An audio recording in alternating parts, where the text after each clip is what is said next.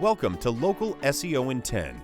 This is your go-to podcast for answers about how you can grow your local business online, easily and quickly. Brought to you by local SEO experts, Magnified Media in Walnut Creek, California.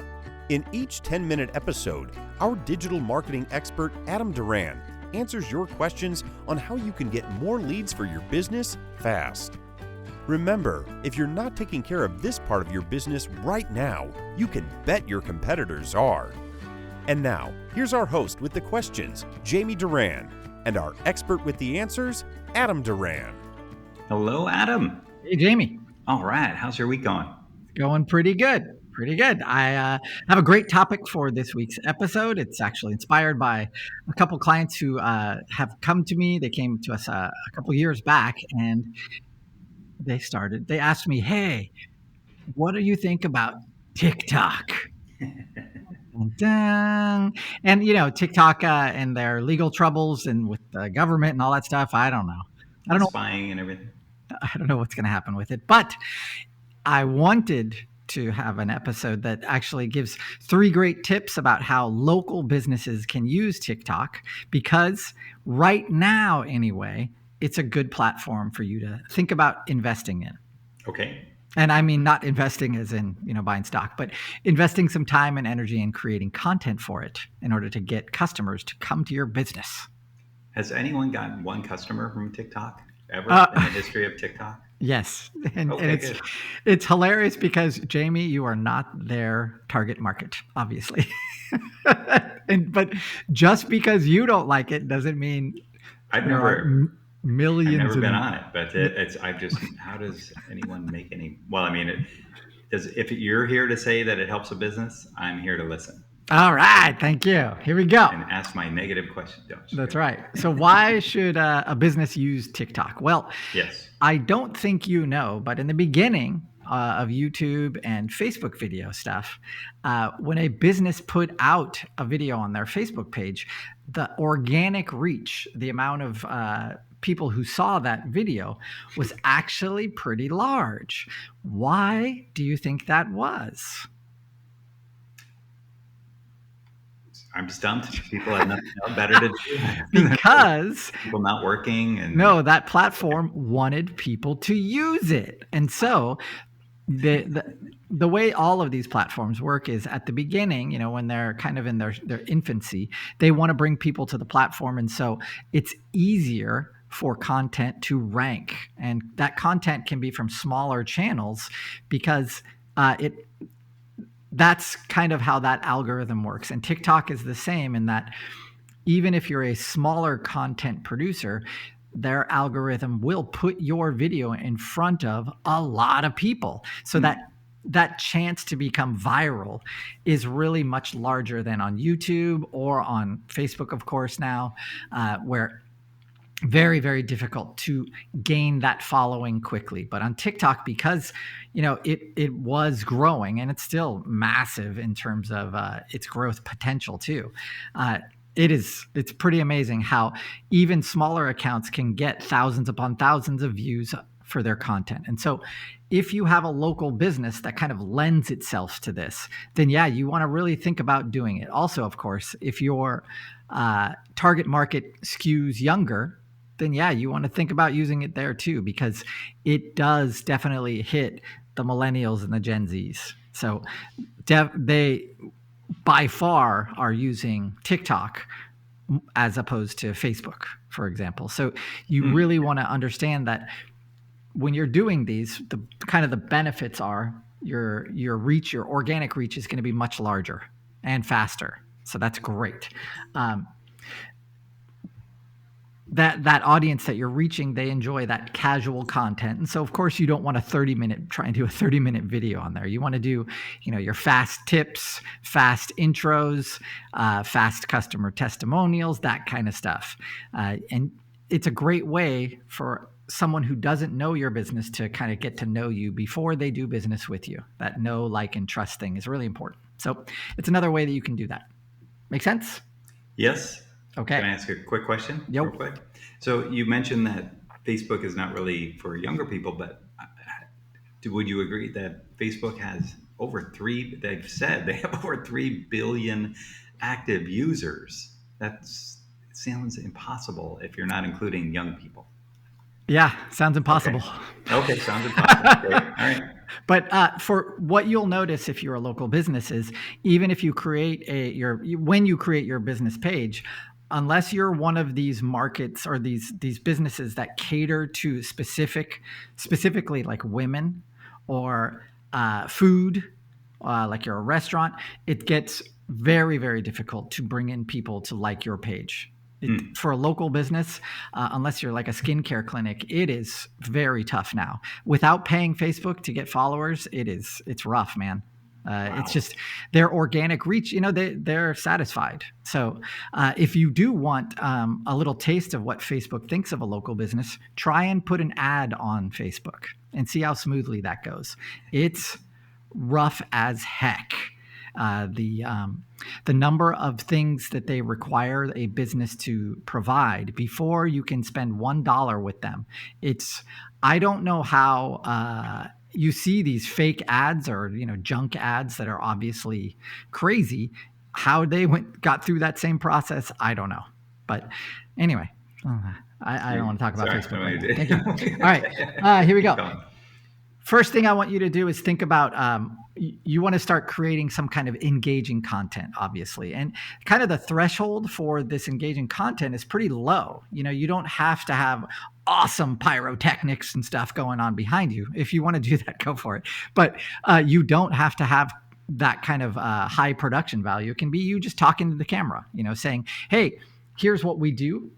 Here's how we address this problem. Here's, obviously, when you're thinking about your products and services, you want to think about from your potential customer's point of view, the problem that you're addressing, the solution you provide, and then the reward that they're going to get when they take you on as their solution, right? So problem, solution, reward. Every video can kind of follow that pattern, especially if you're going to just do a video about, hey, this is how we help whatever. This is what we do. If you're in the service industry, for example, like a general contractor or something like that, you want to do these short videos. Definitely how-to videos are great on these. Anything that you can, that you think, a potential customer might have. And if you're comfortable in front of the camera, then do it. Go for it. If you're not comfortable in front of the camera, get an employee to do it and start interviewing them. But I guarantee you, if you as the owner or the leader of this part of your business, if you get in front of the camera, no one cares how crazy you look.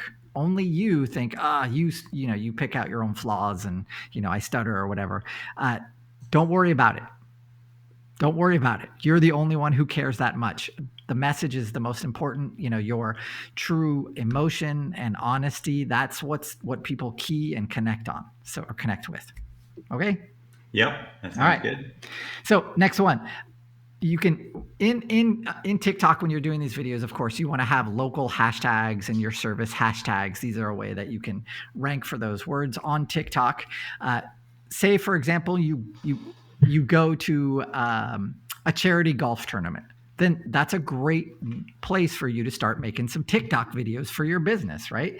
You can you can highlight a local event or partnership, like, hey, this is my friend, and introduce your friend who's a garage door tech and has a garage door company.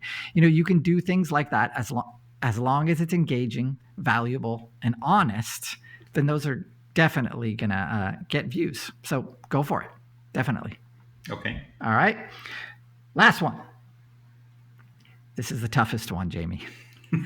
User-generated content. That means you want to think about how you can entice people who use your service to do a video for you. So, like I said at the beginning of this episode, I was talking to a restaurant client of ours, and they were saying, "Hey, we got to get local influencers. How do we do that? How do we get local content creators?"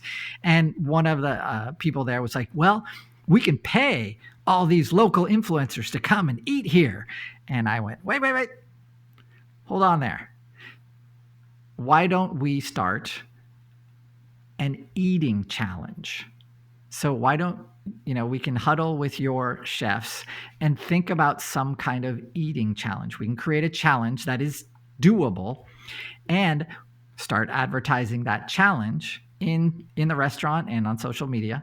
And that will slowly and organically pull in these content creators who go around and do food challenges. They will become your sales staff. And what'd they say? They said, of course, oh my God, that's a great idea. Because number one, they don't have to pay an influencer who's going to scam them. Number two, all they have to do is create that menu item one time, right?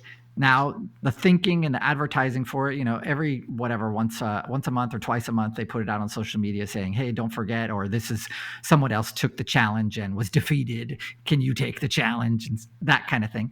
And I don't know, Jamie, if you have looked into the world of food challenge eaters, but I have. I'm an expert. Okay. It's crazy. One of my favorites is a guy named, it's a channel called Beard Meets Food. He posts a video, and within 8 hours, there are 1 million views of that video. It's nuts. And when he goes to a place and then that restaurant forgets the reason they have that food challenge, like they try and do something sneaky by, instead of having 2 pounds of French fries, they go, here's 6 pounds.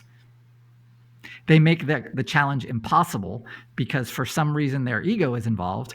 They forget that this challenge should be about marketing. It's not about that one-time expense. If that person completes that challenge, awesome. That's a great video. It'll get a lot of views. But if you give that person attitude or change things to make it impossible, now you've just created another horrible piece of marketing about your business that millions of people probably will see. So you have to make this, and this is what we talked about with the owners of this restaurant, is I know you guys want to have, a 10-pound food challenge. We can't do that. You don't want to make it impossible, and you want to make it doable, just challenging. Okay, you want to attract these people. So anyway, on TikTok, making that kind of user-generated content, you think about your business, think if it lends itself to this, and then, try and get your customers to start doing this too. Okay? Yeah, that sounds very good. I don't know. It just reminds me of the Simpsons episode where Bottomless Pete came in and closed the seafood restaurant. I think he did. The Red Lobster. Oh, boy. Oh, that's right. Yeah. That's right. All right, Jamie. That's all I got for today. So if you have questions about this topic or just message us through whatever. Thank you. Very good. And if you have a TikTok story that is successful, I'd love to hear it myself because I can't imagine it generating $1 of business for Thanks, anybody. Jamie. I'm going to edit that out. You're the expert. You're the expert, Adam. Oh, I'm the skeptical business owner. So, But if you do have a TikTok story that is how you use TikTok, we would love to hear it. I would love to hear it. So message us at Local SEO in 10, LinkedIn and Facebook, or either one. Probably not at TikTok because I don't think we have a presence there yet. And then if you enjoyed this podcast, please share it out. Probably most business owners that are above the age of 12 are probably excited to learn more about TikTok and how it could help their business. And if you are part of a networking group or a Chamber of Commerce, share this podcast out. And then if you do have a question about this topic or any other topics, go to our website, magnifiedmedia.net, click on the podcast button and search for that topic. And once again, send us a message on Facebook or LinkedIn if you enjoyed this podcast. And if that topic is not there, we will be sure to answer it in an upcoming episode. Lastly, please give us 5 stars wherever you're listening to us. The higher ranking we get, the more people Adam's information can reach, and the better we can make use of this internet going forward for everyone's business. With that, we will talk to you next week. Thanks, Adam. That's all for now. Thanks for listening to this episode of Local SEO in 10 with Google local marketing expert Adam Duran. Join us each week for answers to your questions on how to best harness the power of the internet to grow your business. Speaking of questions, got some? Message us through our Facebook page, Local SEO in 10, and we'll be sure to give you your answer on an upcoming episode. This episode of Local SEO in 10 is brought to you by Magnified Media, the leading online marketing agency in Northern California, who invite you to grow your business by magnifying your online visibility and credibility. Visit them on the web at www.magnifiedmedia.com. Magnify your business, magnify your profits.